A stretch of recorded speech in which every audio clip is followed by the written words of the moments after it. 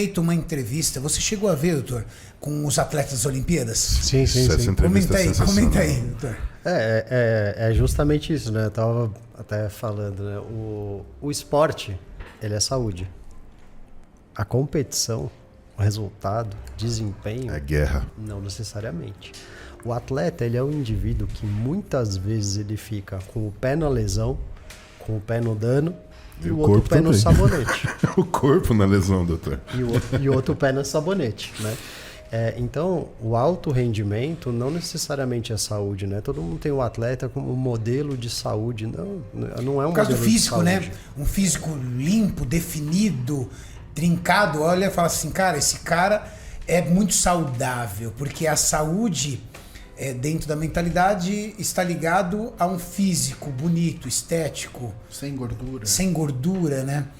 Mas se o Júlio, naquele momento, não tivesse tido sintomas tão severos, se o Júlio naquele momento, mesmo tendo sintomas tão severos, não tivesse toda essa assistência e continuasse ali lutando, batendo, e por algum motivo sofresse alguma fatalidade... Dentro da mídia, qual teria sido o grande culpado da morte dele, doutor? Esteroide anabólico. Esteroide anabólico.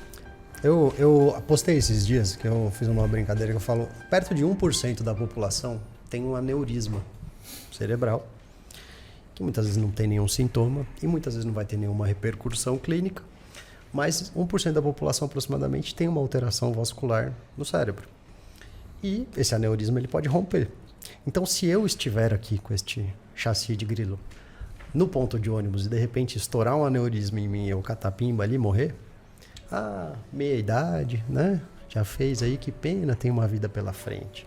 Agora, se pegar um fisiculturista e acontecer exatamente a mesma coisa, o olhar não vai ser o mesmo. Não tenho dúvida. O olhar não vai ser o mesmo. E aí é o que eu estava falando, por exemplo, chegou uma pessoa muito grande no pronto-socorro infartando, ele pode ter usado cocaína. E às vezes ele não vai falar que ele usou cocaína. Mas aí, estigmatizado pelo tamanho, ele fica como sendo o esteroide anabólico. Né? Maurício, faz uma enquete pra gente, por favor. Pergunta quantas pessoas já fizeram um exame de imagem do coração. Exame de imagem? Exame de imagem. Eu fiz uma aqui há 13 minutos, tem 3.800 votos. Se quem está assistindo já fez uso de anabolizante. 22% disse que sim, 78% disseram que não. Ai, que bom, a gente vai conseguir ajudar 78%. Dos quase 4 Os 22% não sei se tem em volta, mas... Doutor, você acredita que esse problema ligado à culpa do esteroide é falta de conhecimento da população ou é falta de conhecimento do que um atleta usa e aí só tem na mente deles o esteroide? Por que eu estou dizendo isso?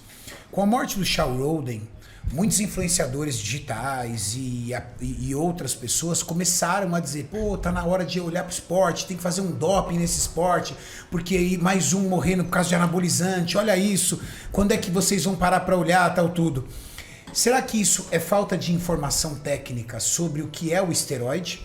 Ou é a questão de não saber o que consiste um protocolo de preparação de um atleta e aí acaba tendo só em mente o esteroide? Porque se você chegar, por exemplo, para eu não tenho vós vivos, mas se você perguntasse para minha avó se ela fosse viva, poxa, o que um cara desse tamanho usa, por exemplo? Ela vai falar, ele usa hormônio, né? Ela ia falar a famosa bomba, né? Ela nunca ia imaginar o que são hormônios tiroidianos, o que são beta-adrenérgicos, o que são outras substâncias que, inclusive, atuam mais fortemente na questão do risco cardíaco do que o esteroide. Dentro do teu entendimento, um clenbuterol, um hormônio tiroidiano, ele oferece mais risco cardíaco do que um hormônio esteroide? Sim. Com certeza. Porque foi o que me falou. O intervalo terapêutico que a gente fala, né? Ou seja, uma dose que você precisa tomar uma dose para ele ter o efeito clínico que você quer. O limite superior seria a dose que é uma dose tóxica, ali, que é uma dose que vai gerar um efeito colateral, um dano. Esse intervalo do esteroide ele é muito grande. Ele é muito grande. Se você tomar, por exemplo, em vez de você tomar um Puran T4, que é uma levotiroxina, um hormônio de tireoide, se você tomar 3 comprimidos, vai dar claca, vai dar ruim. Agora, se você, em vez de tomar 20 mg de oxandrolona, você tomar 60... Mas agora eu vou inverter um pouco essa então, pergunta. não é dizer que é 100% seguro. E o mas longo prazo? Aí... Porque muitos influenciadores disseram o seguinte: o uso a longo prazo, por muito tempo, do hormônio esteroide está levando essas pessoas à morte.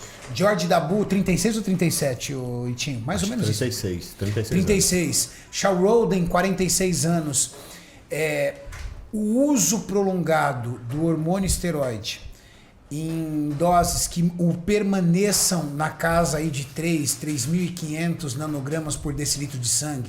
Então a gente está falando aí de 500, 700, até 1 grama de testosterona por semana. Esse uso prolongado, quais são os danos coronários que já pode ser visto hoje dentro de estudo? Ou não há nenhum estudo sobre isso? Então, aí eu vou parcialmente devolver a pergunta, que é a seguinte: eles usam só esteroide? Só hormônio?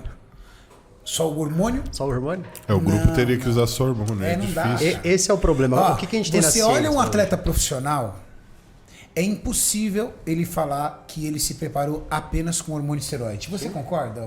Impossível. É um atleta profissional? Impossível. Não usar pelo menos um clenbuterolzinho ali? Isso porque tem muita gente que usa clenbuterol assim como pré-treino, tá? Direto. Assim, direto. E cara frango. Ano e cara inteiro. que às vezes nem toma esteroide. Ano inteiro. Só Pega o pra gosto, secar. pra ficar aceleradão. Mas então vamos voltar na pergunta e dizer o seguinte.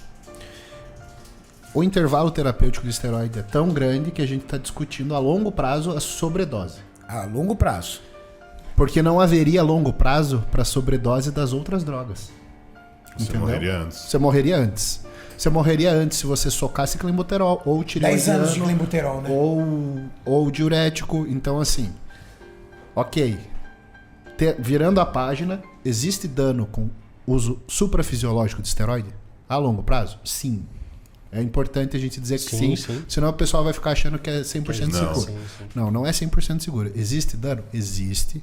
Existe dano arterial pela dislipidemia causada pelo abuso de esteroide? Você ficar com colesterol zoado por muito tempo? Existe dano? Com certeza.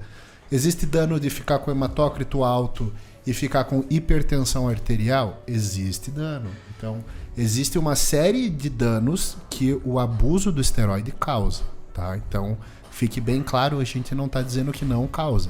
Não, a gente está tentando entender o que aconteceu no fisiculturismo. Sim.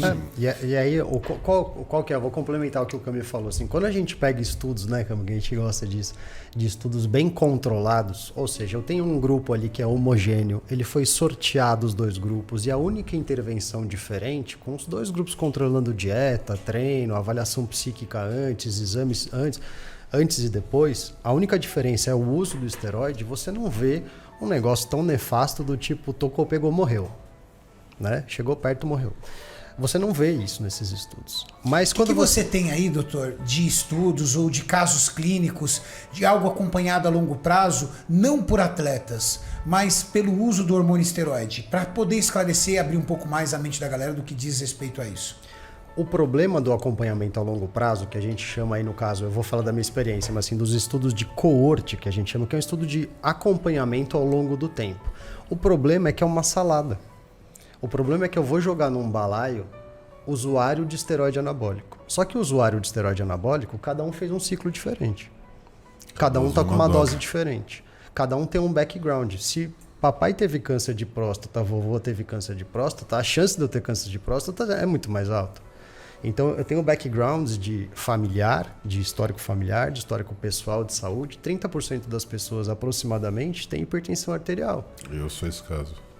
Então, Minha mãe morreu do coração, meu pai morreu do coração. sua mãe era fisiculturista, Eita. tinha hipertensão? Nenhum dos dois. Então, Meu pai é fisiculturista, a mãe do meu pai morreu com 53 anos, meu pai morreu com 70 e eu tenho pressão alta, minha mãe é negra.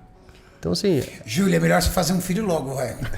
Pra continuar a geração. deixa a Vou fazer um herança. filho, não filha. Uma filha, Júlia. Filho. Não, Eu filha. já te falei, cara. Não, uma filha. Eu já Não te vem com essa falei, desgraça, cara. entendeu? Vai chegar o neguinho de Vai Black ser- Power lá, cara. Não, vai ser a loira e a morena do Tião. Tiozão, libera aí a Valentina pro rolê.